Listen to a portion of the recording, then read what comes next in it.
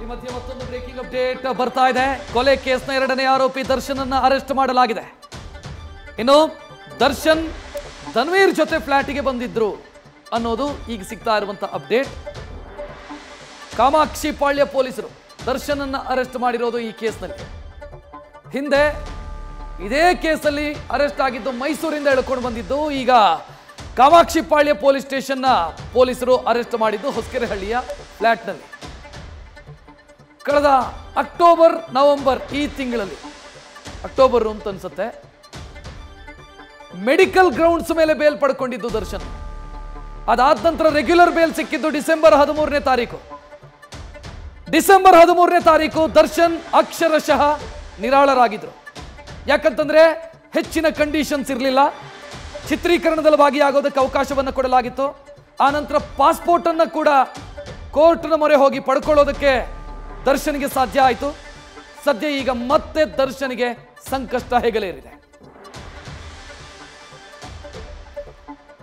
ಇನ್ನು ಹೊಸಕೆರೆಹಳ್ಳಿಯ ಫ್ಲಾಟ್ನಿಂದ ನಮ್ಮ ಪ್ರತಿನಿಧಿ ಅಂಕಿತಾ ರೈ ನೇರ ಸಂಪರ್ಕದಲ್ಲಿ. ಅಂಕಿತಾ, ಸದ್ಯ ಏನಾಗ್ತಾ ಇದೆ? ತಾವಿರುವಂತ ಜಾಗದಲ್ಲಿ ದರ್ಶನ್ ಅರೆಸ್ಟ್ ಆದ್ರು ಅನ್ನುವಂತ ಮಾಹಿತಿಯನ್ನು ಕೊಟ್ಟಿದ್ದಾರೆ. ಇಲ್ಲಿಂದ ಏನು ಮುಂದಕ್ಕೆ?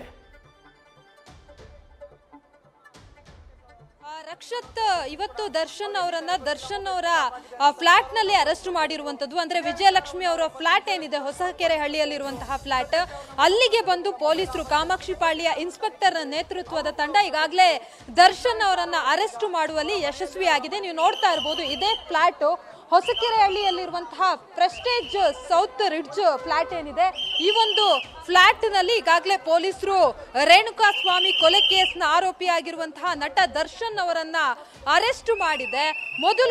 ಮೊದಲು ಧನ್ವೀರ್ ಅವರು ತಮ್ಮ ಕಾರಿನಲ್ಲಿ ಒಂದು ಫ್ಲಾಟ್ಗೆ ಬರ್ತಾರೆ. ಅದಾದ ಬಳಿಕ ಮತ್ತೆ ಅವರು ಬೆಳಗ್ಗೆಯಿಂದಲೂ ದರ್ಶನ್ ಓಡಾಡಿದಂತಹ ರ್ಯಾಂಗ್ಲರ್ ಜೀಪ್ ಏನಿದೆ ಅದು ಕೂಡ ಬರುತ್ತೆ. ಆದ್ರೆ ದರ್ಶನ್ ಎಲ್ಲಿದ್ದಾರೆ ಅನ್ನೋದ್ರ ಬಗ್ಗೆ ಯಾವುದೇ ರೀತಿಯ ಸುಳಿವು ಇರಲಿಲ್ಲ. ಆದ್ರೆ ದರ್ಶನ್ ಅವರು ವಿಜಯಲಕ್ಷ್ಮಿ ಅವರ ಇದೇ ಫ್ಲಾಟ್ ನಲ್ಲಿ ಇರ್ತಾರೆ.